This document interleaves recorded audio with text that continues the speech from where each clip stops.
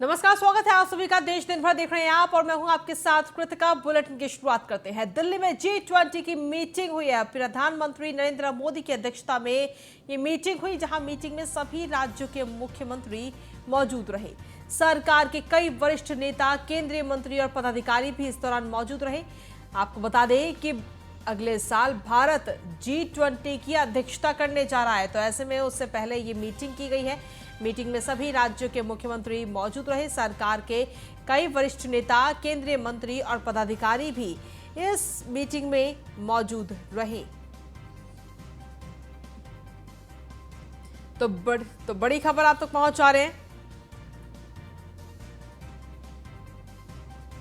दिल्ली में G20 की ये मीटिंग हुई है। प्रधानमंत्री नरेंद्र मोदी की अध्यक्षता में ये मीटिंग हुई और इस मीटिंग में सभी राज्यों के मुख्यमंत्री मौजूद रहे। सरकार के कई वरिष्ठ नेता, केंद्रीय मंत्री और पदाधिकारी भी इस मीटिंग में मौजूद रहे।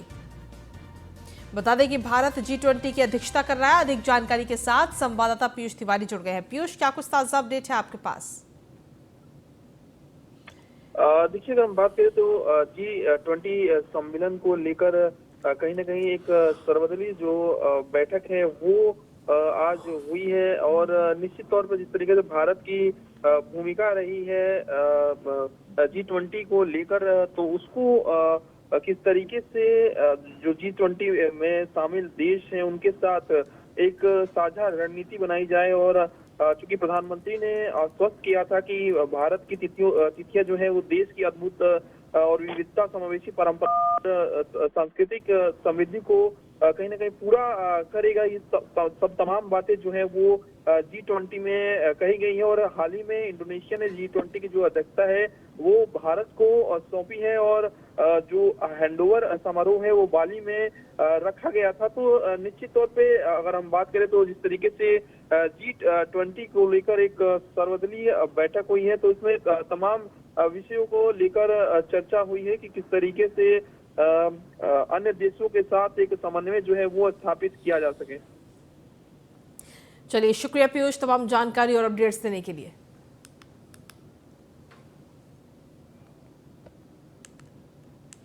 तो गुजरात में दूसरे और आखिरी चरण का मतदान अब समाप्त हो चुका है। 14 जिलों की 93 सीटों के लिए आज वोटिंग हुई, जिसके बाद में अब तमाम उम्मीदवारों की किस्मत ईवीएम में कैद हो चुकी है। वोटिंग को लेकर आज वोटरों में भी काफी उत्साह देखने को मिला। सुबह 8 बजे से ही वोटरों का अपने नजदीकी पोलिंग बूथ पर पहुंचने का सिलसिला शुरू हो गया था, जो शाम 5 बजे तक जारी रहा। गुजरात के दूसरे चरण में शाम 5 बजे तक 58.68% वोटिंग हुई है। और अब सभी को इंतजार है 8 दिसंबर का, जब नतीजे आएंगे। सिर्फ गुजरात ही नहीं बल्कि गुजरात के साथ साथ हिमाचल विधानसभा के भी नतीजे आएंगे और साथ ही जो उपचुनाव हुए हैं उसके भी नतीजे 8 तारीख को आएंगे। तो ऐसे में सभी को इंतजार है अब 8 दिसंबर का। गुजरात में जारी दूसरे चरण में 14 जिलों की 93 सीटों के लिए मतदान के बीच पीएम मोदी ने अहमदाबाद के रानीप इलाके में स्थित 177 नंबर पोलिंग बूथ पर पहुंचकर अपना वोट डाला। वोटिंग के बाद पीएम मोदी मीडिया से रूबरू हुए, जहां उन्होंने लोगों को ज्यादा से ज्यादा वोटिंग करने की अपील की। साथ ही वोटिंग के लिए की गई व्यवस्थाओं के लिए चुनाव आयोग को बधाई दी। लोकतंत्र के उत्सव के लिए देश के नागरिकों का हृदय से अभिनंदन करता हूं, धन्यवाद करता हूं। मैं इलेक्शन कमीशन को भी हृदय से बहुत बहुत बधाई देता हूं कि उन्होंने बहुत ही शानदार तरीके से पूरे विश्व में भारत के लोकतंत्र की प्रतिष्ठा को बढ़े, इस प्रकार से चुनाव का संचालन करने की एक महान परंपरा विकसित की है। और उसका एक उत्तम उदाहरण इस चुनाव में भी नजर आया। मैं इलेक्शन कमीशन का भी हृदय से अभिनंदन करता हूं। गुजरात में दूसरे चरण का मतदान के दौरान वोट डालने के बाद पीएम मोदी दिल्ली पहुंचे, जहां उन्होंने बीजेपी के राष्ट्रीय पदाधिकारियों के 2 दिवसीय बैठक का उद्घाटन किया। बैठक की अध्यक्षता बीजेपी अध्यक्ष जेपी नड्डा ने की। बैठक में आगामी 2024 के लोकसभा चुनाव और 2023 में 9 राज्यों में होने वाले विधानसभा चुनावों की रणनीति पर चर्चा की गई। बैठक में पीएम मोदी और जेपी नड्डा के अलावा पार्टी के कई वरिष्ठ नेता और पदाधिकारी भी मौजूद रहे।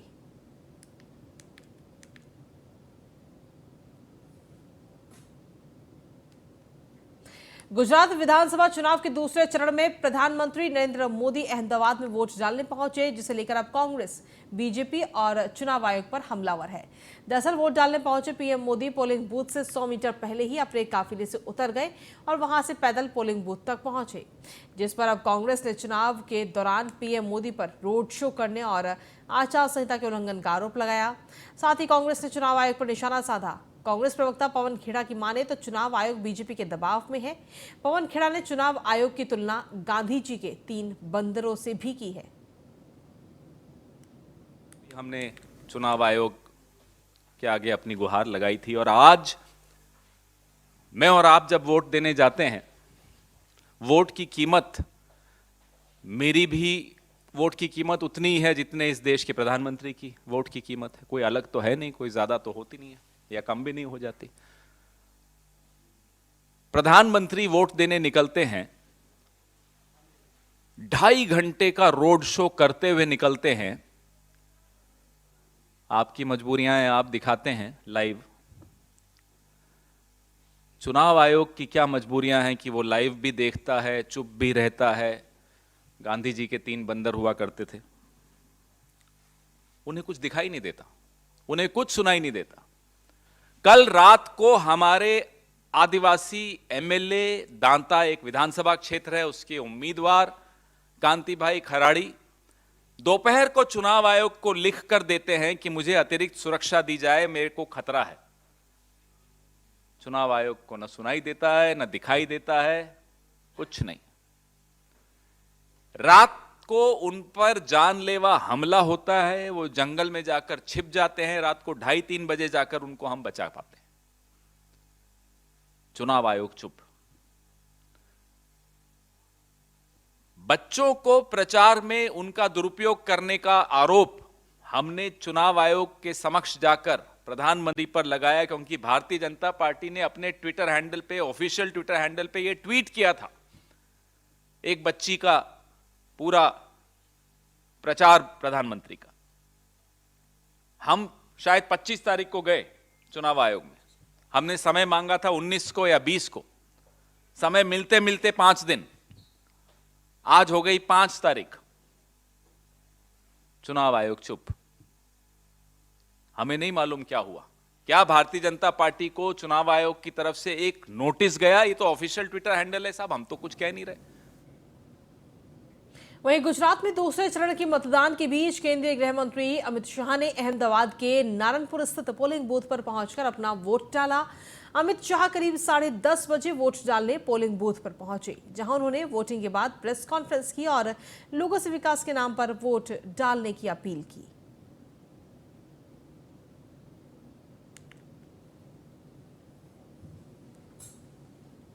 यूपी में नगर निकाय के आरक्षण की सूची जारी कर दी गई है। नगर विकास मंत्री ए.के. शर्मा ने ये सूची जारी की है। लखनऊ नगर निगम अनारक्षित सीट को घोषित किया गया है और साथ ही कानपुर नगर निगम भी अनारक्षित सीट घोषित की गई है। गोरखपुर सीट भी अनारक्षित और वाराणसी नगर निगम सीट भी अनारक्षित घोषित की गई। बरेली और शाहजहांपुर नगर निगम अनारक्षित सीट घोषित की गई। आगरा नगर निगम एससी महिला घोषित की गई है। महिला वर्ग के लिए 3 सीटें आरक्षित की गई हैं। अनुसूचित जाति के 2 सीटें आरक्षित की गई। 3 शहरों में महिला मेयरों के लिए सीटें आरक्षित की गई है।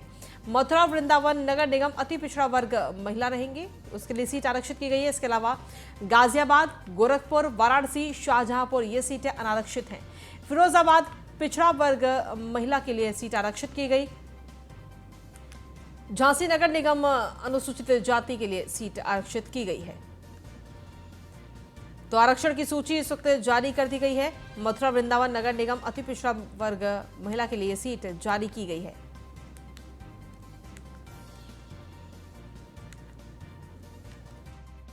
अनुसूचित अनुसूचित जाति के लिए जो कुल आरक्षित, जिसे 17 नगर निगम की मैं पहले बात कर रहा हूं, तो उसमें अनुसूचित जाति के लिए कुल आरक्षित सीटें 2 हैं, जिनमें एक महिला के लिए है, अनुसूचित जाति महिला के लिए, और दूसरी अनुसूचित जाति के लिए है।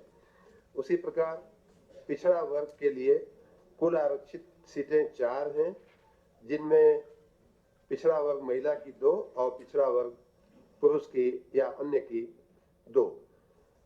महिला के लिए कुल 3 सीटें आरक्षित की गई हैं और जो टोटल अनरिजर्व या अनारक्षित सीटें हैं उनकी संख्या 8 है।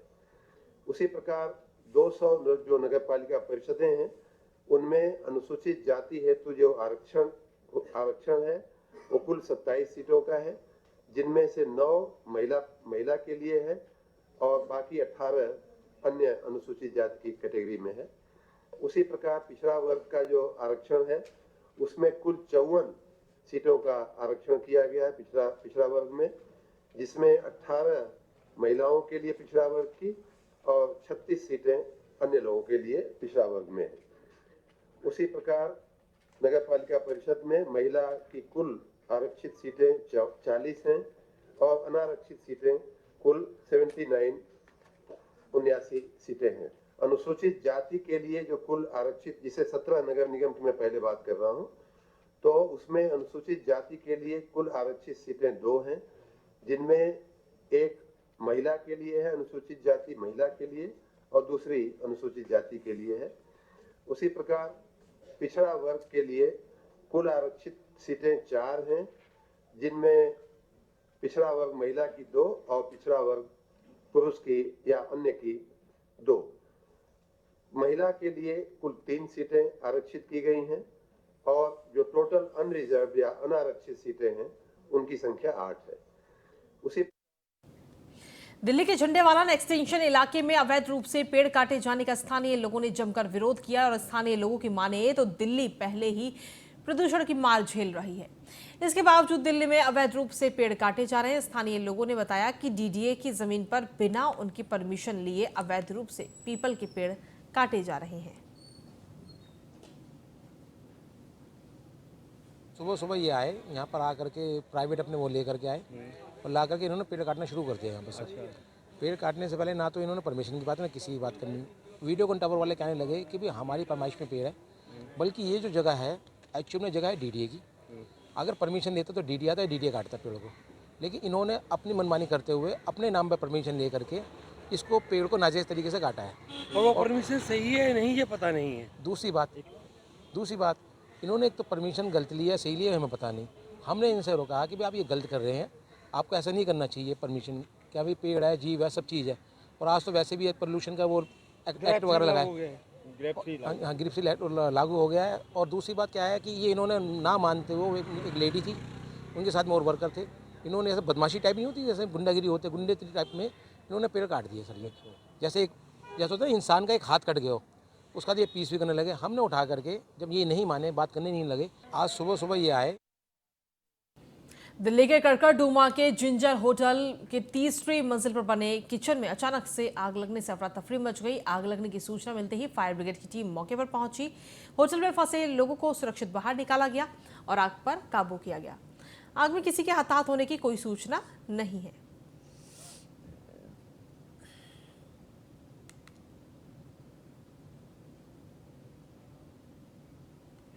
बिहार में नेशनल हाईवे 1 को बेहतर बनाने का कार्य करीब प्रत्येक जिले में चल रहा है और केंद्र सरकार द्वारा इस परियोजना पर करोड़ों रुपए खर्च किए जा रहे हैं, लेकिन आरटीओ ऑफिस के अधिकारी हैं जो कार्य का मुआयना करना भी ठीक नहीं समझते। इसी बीच न्यूज 1 इंडिया की टीम कार्यस्थल पर पहुंची और नेशनल हाईवे 1 पर चल रहे कार्यों का जायजा लिया। बिहार में एनएचआई का काम जोरों से चल रहा है। करोड़ों का लागत से ये रोड बनाई जा रही है, लेकिन सच्चाई क्या है ये धरातल पे आने के बाद समझ में आता है। यहाँ तक कि यदि देखा जाए तो कोइलवर से बक्सर तक का जिसको टेंडर मिला है वो साहब के जो मुंशी हैं उनको बात करने की तरीका तक नहीं है। यहाँ तक कि यदि यात्री गलती से चढ़ जाते हैं तो उनकी माँ बहन की भद्दी भद्दी गालियाँ तक दे रहे हैं। यहाँ तक कि जब रोड की यदि कंटेंट देखा जाए और देखा जाए कि रोड की क्या स्थिति है और कितनी कम में यहाँ ये ज़मीन है और उसके बाद इतनी मोटाई पर ये अलकतरा डाल के ये जोरों से बनाने का काम कर रहे हैं। यदि यही नहीं, इनकी ये यहाँ पे जितने जगह पे यदि देखा जाए तो रोड भी फट चुका है, लेकिन ना NHAI के आरओ के पास समय है कि वो आरओ आके यहाँ देख पाए, इसलिए कि आरओ साहब हैं या फिर NHAI की कोई बढ़िया अधिकारी की मिली भगत से ये रोड बन रहा है और उनके पास समय तक नहीं है कि वो आकर देख सके। जबकि RK सिंह सांसद का क्षेत्र पड़ता है, RK सिंह सांसद के पास भी समय नहीं है कि वो आके एक बार जांच कर ले कि उनके क्षेत्र का रोड किस प्रकार बन रहा है। हालांकि RK सिंह सांसद का उदासीनता का शिकार आरा से निकलने वाले NHAI रोड हो चुकी है। सहयोगी राजा तिवारी के साथ मनोज कुमार सिंह, आरा, बिहार। मुंबई बीजेपी के अध्यक्ष आशीष शेलार के एक बयान पर सांसद संजय राउत ने तीखी प्रतिक्रिया दी। संजय राउत ने कहा कि 19 तारीख को विधानसभा का अधिवेशन है, इससे पहले राज्यपाल पर कार्रवाई करनी ही होगी। आशीष शेलार कहते हैं कि वे अरे का जवाब कार्य से देंगे।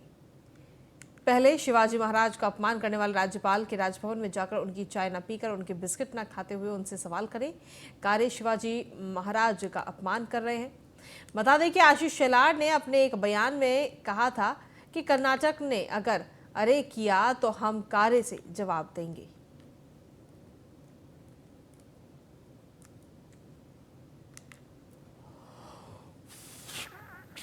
दो महीने से मैं देख रहा हूँ प्रधानमंत्री जी हो या गृह मंत्री जी है, JP नड्डा जी है, सभी केंद्रीय मंत्री पूरा प्रचार गुजरात में कर रहे हैं।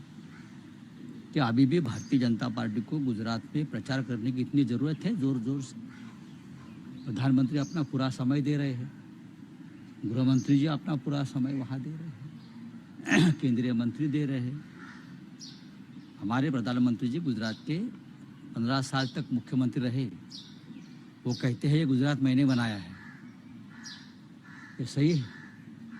अगर आपने गुजरात बनाया है, गुजरात विकास की राह पर चला गया है, हमारे लिए अच्छी बात है, देश का विकास है। फिर भी आपको प्रचार में उतरना पड़ रहा है सबको, और अपने विरोधियों को ऊपर टिक्का टिप्पणी करनी पड़ रही है। 2 महीने से महाराष्ट्र के अमरावती स्थित अंजन गांव में पुलिस ने छापेमारी के दौरान अवैध हथियारों के साथ एक आरोपी को गिरफ्तार करने में सफलता हासिल की। पकड़े गए आरोपी के पास से पुलिस ने 3 पिस्टल और 8 जिंदा कारतूस बरामद किए।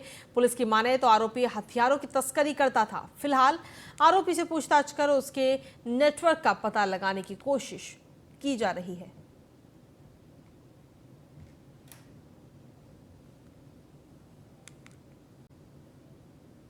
हरियाणा के तिगांव विधानसभा क्षेत्र के बडौली गांव में सरकारी स्कूल की बिल्डिंग न बनने से छात्रों में काफी नाराजगी देखने को मिली। स्कूल की बिल्डिंग न बनने से नाराज छात्रों ने स्कूल की गेट पर ही ताला जड़ दिया, जिसकी सूचना मिलते ही मौके पर पहुंचे विधायक राजेश नागर ने ताला खुलवाया और बच्चों और ग्रामीणों को आश्वस्त कर जल्द स्कूल की बिल्डिंग बनवाने का भरोसा दिलाया।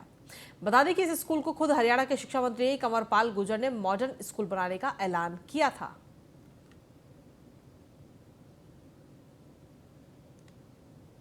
ज़्यादा समस्या यही है कि सर हमें कोई कमरा है नहीं हमारे बैठने के लिए, हम बाहर खुले में बैठते हैं। कई बार ठंड पड़ जाती है तो बच्चों को प्रॉब्लम होती है, डिस्टर्ब होता है, कंसंट्रेशन नहीं बन पाता सर पढ़ाई पे। इसलिए सर बाहर के लोगों ने बच्चों की पढ़ाई को लेकर आज गेट पर ताला लगा दिया कि पहले हमारी बिल्डिंग बनेगी तब ये ताला खुलेगा। अब क्या आश्वासन दिया है? कोई अधिकारी आए थे, जैसे डीओ मैडम आई थी, तो क्या आश्वासन दे गई है, कब तक करवाएंगे? सर उन्होंने 3 महीने का टाइम दिया है, जब तक हो जाएगा। सर गाँव वालों ने कह दिया है कि अगर 1 महीने में ये काम चालू नहीं हुआ तो वो दोबारा ताला लगा देंगे। इनके है ना उसमें 28 कमरे सैंक्शन हो चुके हैं, वैसे अभी टेंडर नहीं हो पाया उनका और काम चालू नहीं हुआ, इसी से इनके बैठने की जगह नहीं है। पर उसका लिए तो हमने डबल शिफ्ट स्कूल कर रखा है, तो इसीलिए इन्होंने ऐसा करा है कि भाई काम चालू नहीं हो पाया। हमें कब से आश्वासन दे रहे हैं, पैसे भी सैंक्शन हमारे काफ़ी दिनों से हो गए, इसलिए पर हमारी बात हो गई है वक्शियन सर से वहाँ चंडीगढ़ से, वो जल्दी शुरू करवाएंगे। सिंगापुर में आरजेडी अध्यक्ष लालू प्रसाद यादव का किडनी ट्रांसप्लांट किया गया, जो पूरी तरह से सफल रहा। वहीं लालू यादव के ऑपरेशन और उनके स्वास्थ्य को लेकर आरजेडी कार्यकर्ताओं ने मुंगेर के गंगा घाट स्थित 52 शक्तिपीठ में हवन किया। साथ ही महामृत्युंजय का जाप कर उनकी लंबी उम्र की दुआ मांगी। हमारे राष्ट्रीय जनता दल के राष्ट्रीय अध्यक्ष, गरीबों के मसीहा, सांप्रदायिक सौहार्द के प्रतीक, समाजवाद के अग्रणी नेता आदरणीय लालू प्रसाद यादव का जो सिंगापुर में किडनी ट्रांसप्लांट हो रहा है, उनको जल्द से जल्द स्वस्थ होने और किडनी ट्रांसप्लांट के ऑपरेशन को सफल होने के लिए हम राष्ट्रीय जनता दल के परिवार आज मां चंडिका स्थान में, जो कि मुंगेर का एक बहुत ही प्रतिष्ठित और शक्तिपीठ है, उसमें उनके मंगल कामना के लिए हम लोग हवन कर रहे हैं। और मां चंडिका से हम पूरा राष्ट्रीय जनता दल का परिवार ये कामना करते हैं कि उनको जल्द से जल्द स्वस्थ करें और वो स्वस्थ होकर के हम गरीबों की आवाज को और मजबूती प्रदान करें। आरजेडी अध्यक्ष लालू प्रसाद यादव के किडनी ट्रांसप्लांट सफल रहा और लालू यादव की बेटी रोहिणी ने अपने पिता के लिए किडनी दी। लालू यादव की किडनी ट्रांसप्लांट से पहले भागलपुर में पार्टी के जिला अध्यक्ष मोहम्मद बसारुल हक कबीरपुर हथकटोरा पीर बाबा के मजार पर चादर पोशी की गई। साथ ही लालू यादव और उनकी बेटी के लिए दुआ मांगी। लालू प्रसाद यादव जी का बहुत दिन से तबीयत खराब था। आज उसका सिंगापुर में जो है किडनी का ट्रांसप्लांट है। आज उनकी सेहत के लिए हम लोग आज हथकटोरा पीर बाबा पर चादर पोशी करने आए थे और मिन्नत मांगे कि हमारे राष्ट्रीय अध्यक्ष गरीबों के मसीहा, अल्पसंख्यकों के मसीहा, जितना जल्द से जल्द उनका स्वास्थ्य ठीक हो जाए, इन्हीं के लिए हम लोग आज मन्नत मांगे, दुआ मांगे और खुदा से यही कामना करते हैं। खबर सासाराम से है, जहां बीजेपी सांसद छेदी पासवान ने कुम्हाऊ रेलवे स्टेशन पर नवनिर्मित फुट ओवर ब्रिज और सड़क पुल का लोकार्पण किया। इस दौरान रेलवे स्टेशन के पास ये एक कार्यक्रम का भी आयोजन किया गया, जिसे संबोधित करते हुए उन्होंने कहा कि भारत सरकार का रेल मंत्रालय रेलवे के विस्तारीकरण और सुविधाओं एवं सुविधाओं को लेकर प्रतिबद्ध है। ब्रिज और फुट ओवर ब्रिज का उद्घाटन हुआ और हम जब से एमपी बने हैं, दूसरी बार एमपी बने हैं, पहली बार एमपी बने थे, पहले भी 2 बार बने थे और 2 बार फिर बने हैं, 4 बार एमपी बने हैं। लगातार हमारा मांग रहा है कि कुछ न कुछ रेलवे के माध्यम से भारत सरकार से जुड़ा हुआ चीज़ है, यहाँ कुछ काम होना चाहिए। काम हुआ भी है, संतोषजनक काम हुआ है। हम समझते हैं कि जितनी गाड़ियाँ यहाँ सासाराम स्टेशन में रुकती हैं, बहुत सारी गाड़ियाँ रुक रही हैं। हमारा मांग है, बार बार हम प्रयास करते रहते हैं और इसके लिए जब भी जिला के डीआरएम साहब के अंदर में बैठक होती है, जीएम के अंदर में बैठक होती है, बराबर हम मांग करते हैं कि कम से कम सासाराम, जहाँ सभी लोग खुशहाल लोग हैं, पर्यटक स्थल है, काफ़ी डेवलप इलाका हमारा है, राजधानी का ठहराव होना चाहिए। आज ओवर ब्रिज और नेशनल चैंपियनशिप में गोल्ड मेडल हासिल कर नानपुर के आफ्ताब ने बिहार का नाम रोशन किया। और बता दें कि इस गोल्ड मेडल से 2023 में सर्बिया में आयोजित होने वाले एशियन चैंपियनशिप में हिस्सा लेने का रास्ता भी साफ हो गया है। फेडरेशन एमएमए इंडिया द्वारा आयोजित 52 किलो वेट कैटेगरी में 3 फाइट हुई, जिसमें आफ्ताब ने जीत हासिल कर गोल्ड मेडल अपने नाम कर लिया। जीत के बाद आफ्ताब ने बताया कि फरवरी 2023 में आयोजित होने वाले एशियन गेम में जाने का रास्ता तो साफ हो चुका है, लेकिन उनके सामने एक बड़ी चुनौती भी है। आफ्ताब को सर्बिया के गेम में हिस्सा लेने के लिए 2 लाख रुपए की जरूरत पड़ेगी, लेकिन उन्हें इसके लिए स्पॉन्सर की जरूरत है। और इसी के साथ फिलहाल देश दिन भर में इतना ही। नमस्कार।